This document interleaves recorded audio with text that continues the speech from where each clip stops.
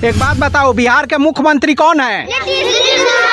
वाह जी वाह, वैसे पलटी मारते रहते हैं लेकिन हैं वहीं बिहार। अशिक्षित के बीच में अगर एक शिक्षित इंसान है जी और उसे अगर जागरूक नहीं कर सकता है, अशिक्षित को अगर शिक्षा की तरफ नहीं भेज सकता है, तो उसकी शिक्षा एक इंसान की किसी काम की नहीं है। बिहार की राजधानी कहाँ है? वाह जी वाह वाह वाह, क्या बात है सर। कम से कम इन बच्चों को आप लोग देखिए, छोटे छोटे बच्चे हैं और बच्चों को शाम को जी 5:30 बजे से लेकर 8 बजे तक रात तक क्लास चलती है। अच्छा। उसके बाद फिर से मुझे रिटर्न भी जाना पड़ता है। जी आप बच्चों से। और ये जो युवा हैं यहाँ पे, राज कपूर युवा इनका नाम है, कहीं ना कहीं आजकल के जो भी लोग हैं, जो भी युवा हैं, उनके लिए कहीं ना कहीं ये मिसाल है। क्यों हुआ था ना? प्राइज भी मिला था।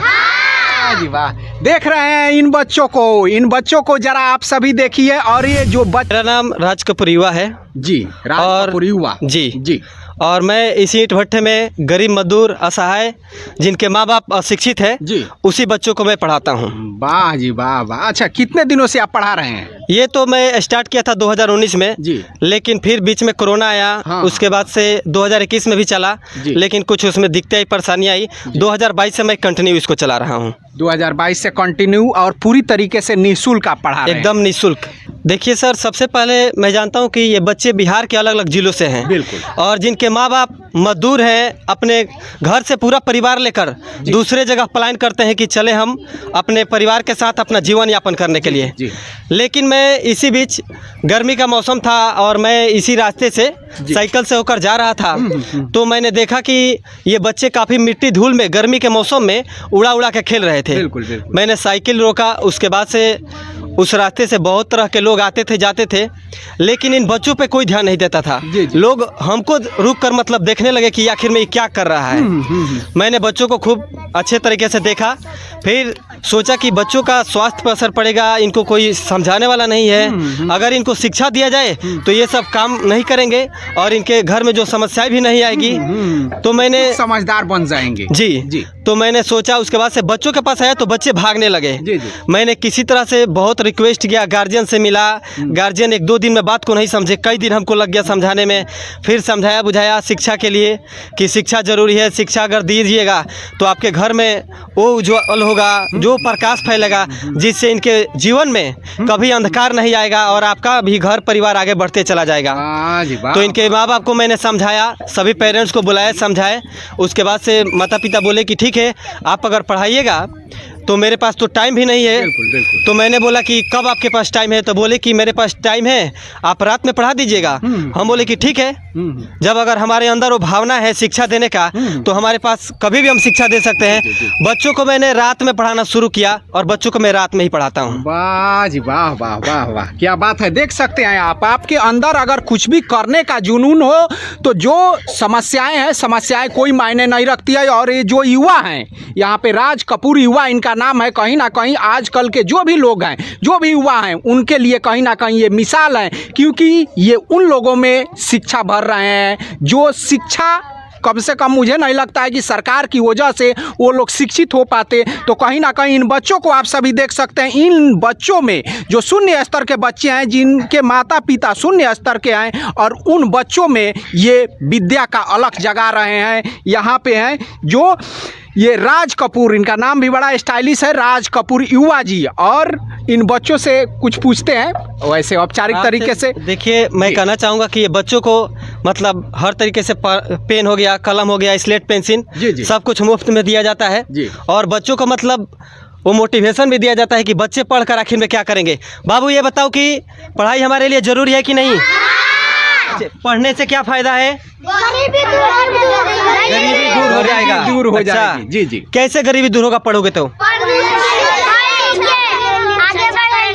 अच्छा, आगे बढ़ोगे, कुछ अच्छा सोचोगे। तो ये सब बच्चे जानते हैं। और बच्चों को मतलब सिर्फ शिक्षा ही नहीं दिया जाता है। जी। बच्चों के इनके हुनर को हम पहचानते हैं कि बच्चों में क्या हुनर है, क्या स्किल है। हाँ, क्या ये स्किल है, किस क्षेत्र में जा सकते हैं। ये हर तरह से शिक्षा का मतलब यही ना हुआ कि मतलब आप बच्चों को जब शिक्षित कर रहे हैं तो ये नहीं कि कॉपी कलम दिया जा रहा है तो मतलब सिर्फ किताब ही पढ़ सके। इनको हर तरह से जिस क्षेत्र में जाना चाहते हैं आराम से जा सकते हैं। मैं इनको हुनर को पहचानता हूँ। और इनका मतलब खेल भी होता है, गेम, इंटरटेनमेंट, और इनका टेस्ट भी चलता है। सोच लीजिए, पूछ लिए बच्चों, तुम लोगों का टेस्ट हुआ था ना? प्राइज भी मिला था। वाह जी वाह। देख रहे हैं इन बच्चों को जरा आप सभी देखिए। और ये जो बच्चे अगर बोलना भी सीखे हैं तो ये है राज कपूर के बदौलत, कहीं ना कहीं ये बच्चे बोलना भी सीखे हैं। एक बात बताओ, बिहार के मुख्यमंत्री कौन है? वाह जी वाह। वैसे पलटी मारते रहते हैं लेकिन हैं वहीं।